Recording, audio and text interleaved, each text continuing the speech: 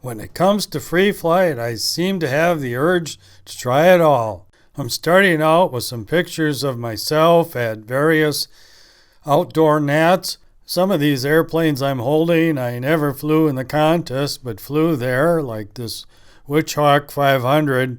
My start in free flight as an adult was when I lost a SIG Cub in a thermal on hand winds. I was flying at this radio control field, and somebody told me about this local guy, Floyd Richards, who flew indoor free flight. So we flew in the Armory, and he got me going to contests in Minnesota. I didn't do too well at first, but after a few times I won some first place, including NoCal win. Here is a Science Olympiad model I built just for the fun of it.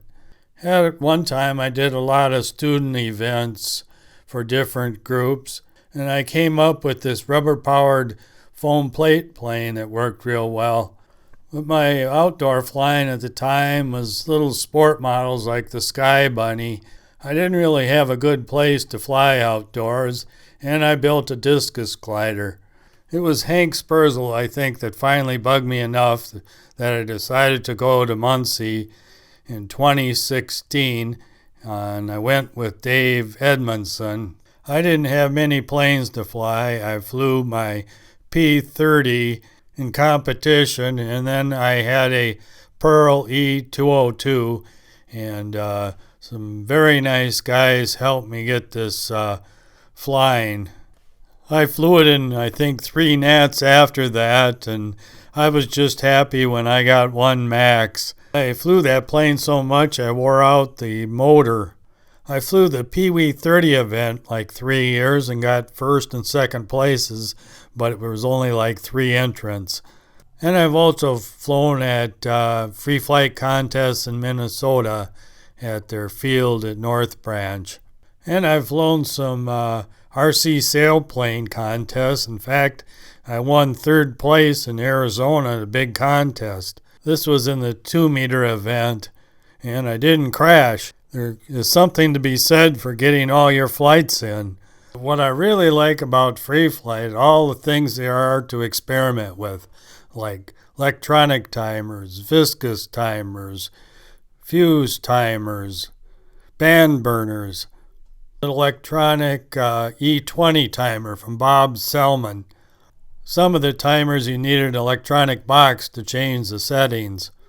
And then there's the mechanical timers and the bladder systems, Texas timer, Tatone timer. Here's a KSB timer.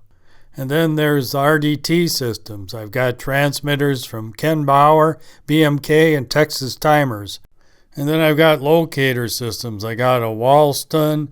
I got the BMK beacon using a Yagi antenna, and I have a Pixis GPS system. I really wish I could just cover everything with UltraCode. It's nice to work with, but it just isn't rigid enough for some planes. So on different wings, I did the plastic like the Doculim or the Mylar, and then used tissue over it, either Isaki or Mount Fuji.